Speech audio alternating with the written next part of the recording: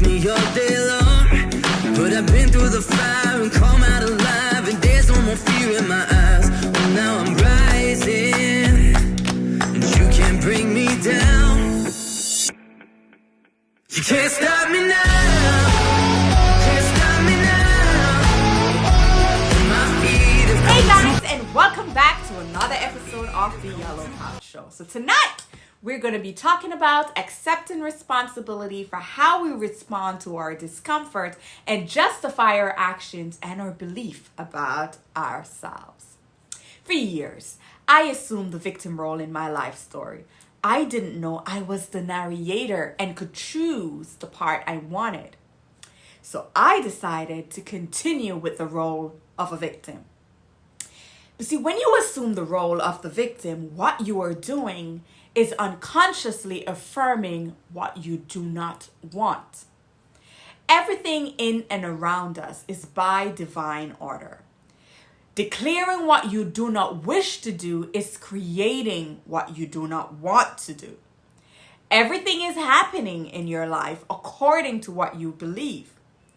You've become a believer in what you talk about all day to yourself, your friends, and even on your social media posts. It is recorded as so in your mind.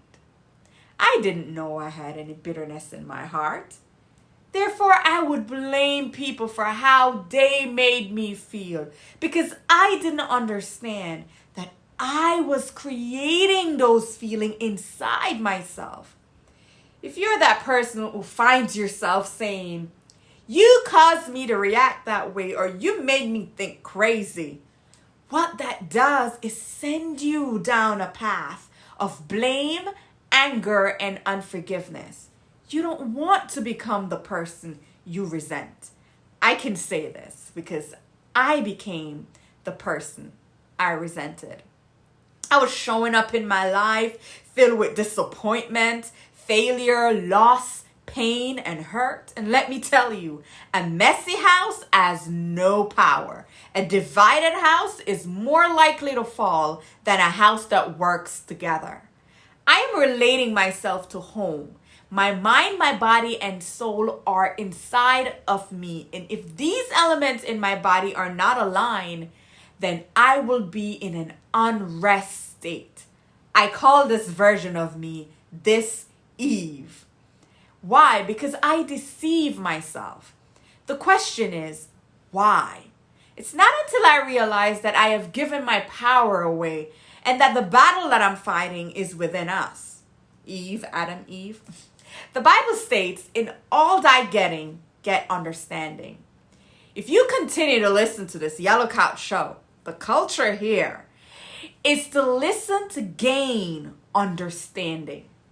See, understanding is like a child who gets a new toy for Christmas, but he doesn't understand how it works.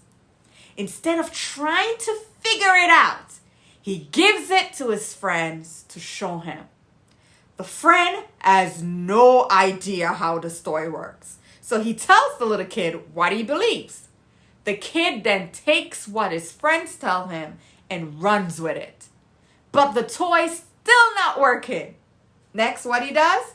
Takes on a victim role. And he blames his friend for not showing him the right way to play his toy. And says, "You probably messed it up in the first place." And then he blamed the battery not working or the factory made a defective toy. Sound familiar? Mm-hmm. All because he doesn't understand how the toy works. See, I use this analogy to help you understand yourself better. We have this great mind, body, and soul that we don't quite understand. We seek help, but we don't stick with the process long enough to see the results. When you understand the health of your mind and your body and soul is entirely in your hands, everything changes. For those who understand yourself and the power you own, your question is, how do you make better choices and explore your inner landscape? Because clarity is everything. When you have clarity and action, you can accomplish anything. 2 things that I want to help you with tonight, because I use this to help me and I want to share it with you. I would ask myself if what I engage in is within my control, if it's a yes or no. Then what I do next is immerse myself in the vibration of the answer and I let go of the question. So if it's a yes, I learn how to change it. And if it's a no, I learn how to let it go. You see, letting it go is the most difficult. We don't like the uncomfortable feeling. We tend to do things to suit our feelings. It's this attitude that keeps our most authentic self shrinking back. Your truest version is bold and not afraid to take risk or speak your mind respectfully. The most genuine version of you doesn't suppress your emotional pain. They embrace it. See, learning to become better for yourself, your family, and your community is the most precious gift you can give yourself and your country.